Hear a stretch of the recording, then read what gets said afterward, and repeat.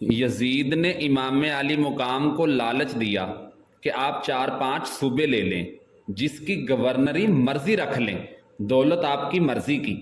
امام علی مقام نے فرمایا چھپ کے ووٹ کی بات یا بیعت کی بات نہیں ہو سکتی۔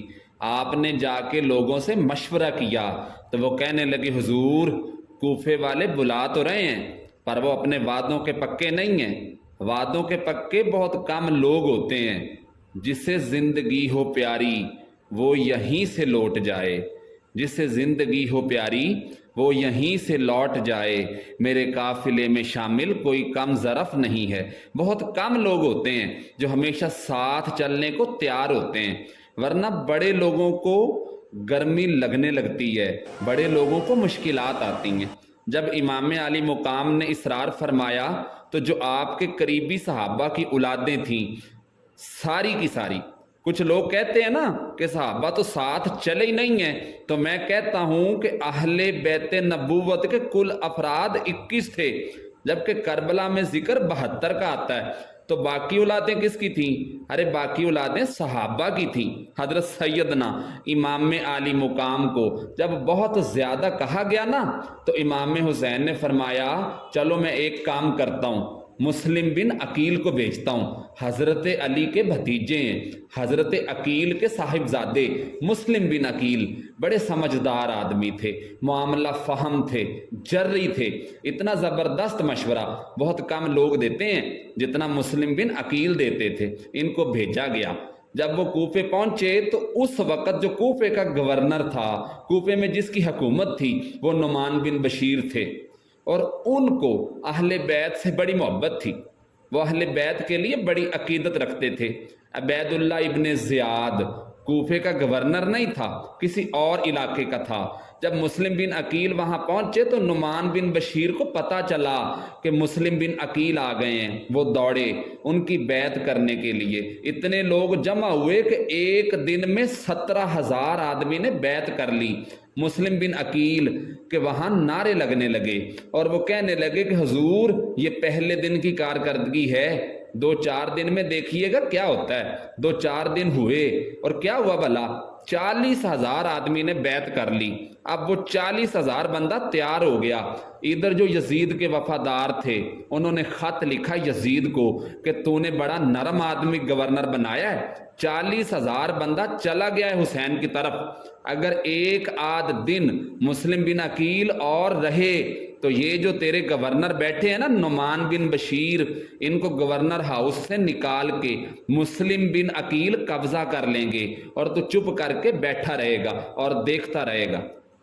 یزید خود بڑا تیز آدمی تھا، اب اس نے ایک آدمی گھوڑے پہ دوڑایا، عبید اللہ ابن زیاد جو کسی اور علاقے کا گورنر تھا پر بڑا ظالم تھا، بدمعاش تھا، بڑا سخت گیر انسان تھا، اس کو کہا کہ پہلے تو ایک صوبے کا گورنر ہے، جا تجھے دوسرا صوبہ بھی دیا، اس طرح کر، فوری طور پر کوفے پہنچ اور جا کے مسلم بن عقیل کو گرفتار کر، اور جو آدمی مسلم بن عقیل کا ساتھ پھر بھی دے اسے قتل کر دے۔ اس نے کیا کیا؟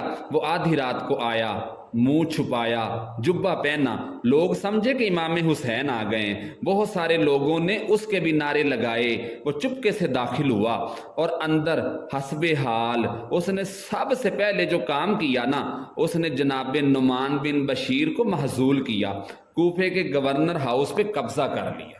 پھر اس نے اسی وقت سوئے ہوئے سرکردہ لوگوں کو، چودھریوں کو بلایا، کچھ کو سزائیں دیں، کچھ کو سخت کہا، کچھ لوگوں کو ان کے عیب گنوا کر بلیک میل کیا۔ صبح ہونے تک حالات اگر تم نے میرے قابو میں نہ کیے نا تو یاد رکھنا بڑا مشکل ہوتا ہے حق پہ کھڑے رہنا۔ جس دن عبید اللہ ابن زیاد آیا اس دن مسلم بن عقیل کے ساتھ 40,000 کا لشکر تھا۔ اگلے دن حال یہ ہو گیا کہ جب آپ ظہر کی نماز کے وقت کوفے کی جامع مسجد میں پہنچے تو 5 سے 7,000 آدمی نماز پڑھنے کے لیے آیا، اور جب مغرب کا وقت آیا تو چند ہزار لوگ باقی رہ گئے۔ لوگوں نے نماز کی نیت باندھی، حضرت مسلم بن عقیل امامت کر رہے ہیں، تو بہت سارے لوگوں نے پیچھے ہاتھ چھوڑ دیے۔ ایک بندے نے دوسرے سے پوچھا کہ تو ہاتھ کیوں نہیں باندھتا؟ تو وہ کہنے لگا کہ اگر عبداللہ ابن زیاد کے کسی بندے نے دیکھ لیا تو ہم کہیں گے کہ ہم نماز نہیں پڑھ رہے تھے، ہم تو ویسے ہی کھڑے تھے۔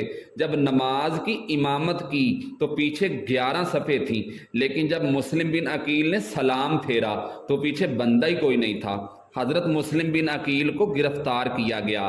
عرب کا رواج تھا دشمن کو سخت سزا دی جاتی تھی تاکہ باعث عبرت بنے۔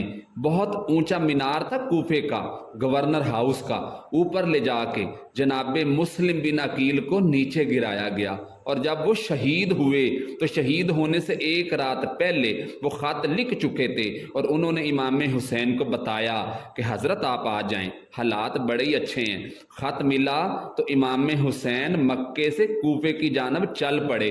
امام عالی مقام رضی اللہ تعالیٰ عنہ جب چل پڑے تشریف لا رہے تھے کہ رستے میں نا ایک فرزک شاعر تھا، وہ ملا، بڑا محب اہل بیت تھا۔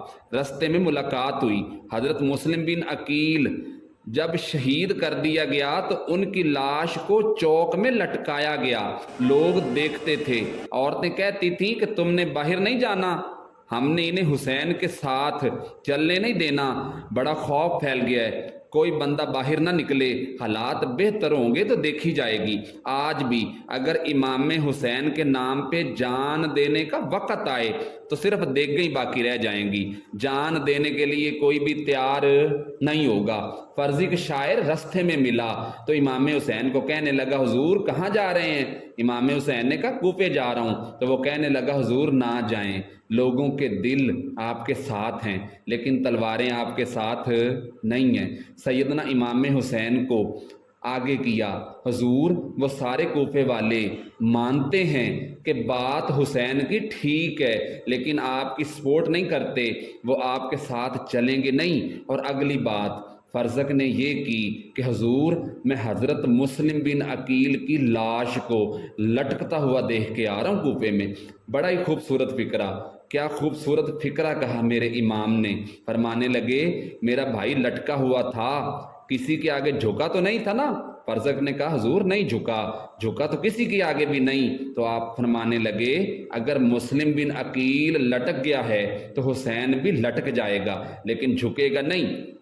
حضرت امام حسین تشریف لائے، بچوں سمیت آئے۔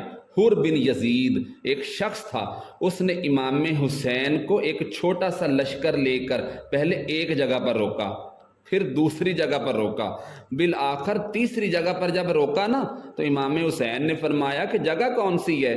تو وہ کہنے لگے حضور اس جگہ کا نام کرب و بلا ہے۔ حضرت امام حسین فرمانے لگے بس ٹھیک ہے، یہیں پہ خیمے لگا دو۔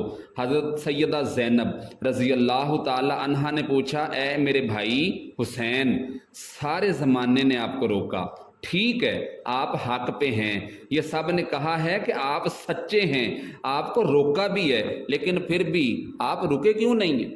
ابن کثیر اور ابن اسیر لکھتے ہیں امام حسین رو پڑے، کہنے لگے بہن میں رک جاتا پر میں نے رات کو نانا مصطفیٰ کو خواب میں دیکھا ہے۔ حضور نے فرمایا حسین اگر آج یہ رواج پڑ گیا نا یزید جیسے لوگوں کا تو قیامت تک پڑا رہے گا، پھر لوگ کہیں گے کہ کوئی نکلا ہی نہیں تھا، تو ہمیں بھی نکلنا ہی نہیں چاہیے، تو پھر لوگ ظالموں کے سامنے گردنیں جھکانے کے عادی ہو جائیں گے۔ کربلا کی جنگ کفر و اسلام کی جنگ نہیں ہے، کیونکہ یزید تو خود بڑا پکا نمازی تھا، خطبہ دیتا تھا۔ جب امام حسین نے کربلا کے میدان میں جمعے کا دن تھا یزید سے کوئی بات کرنی شروع کی عمر بن سعد کے سامنے، تو عمر بن سعد کہنے لگا حسین زیادہ باتیں نہ کر، ہمارا جمعہ لیٹ ہو رہا ہے، جنگ کے لیے تیار ہو فٹافٹ، جلدی سے آ میدان میں، پہلے اہل بیت نبوت کو قتل کریں گے اور قتل کے بعد پھر نماز پڑھیں گے اور پھر کہیں گے اللہم صلی علی محمد وعلی آل محمد، اسی نماز میں پھر درود پڑھیں گے۔ یہ کیسا انداز ہے، یہ کیسا مرتبہ ہے، دوستی قاتل سے بھی اور مقتول سے یارانہ بھی۔